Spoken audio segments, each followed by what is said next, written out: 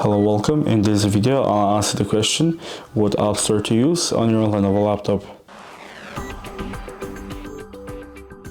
So, most of the rudimentary apps will be included in the Microsoft Store, which you can access by searching for it in your Windows search bar, or it should have been pinned here in the pin section by default, as you can see, and you will find some apps here, but not all of them that you will need will be here, but some that you need, for example the Messenger, will be found here. And I also have downloaded the OBS on a different laptop from here. As you can see, it is here, you can download it here, you don't have to look for a mirror. So that's pretty much it. So if you enjoyed this video and consider it helpful, leave a like, subscribe, and thanks for watching.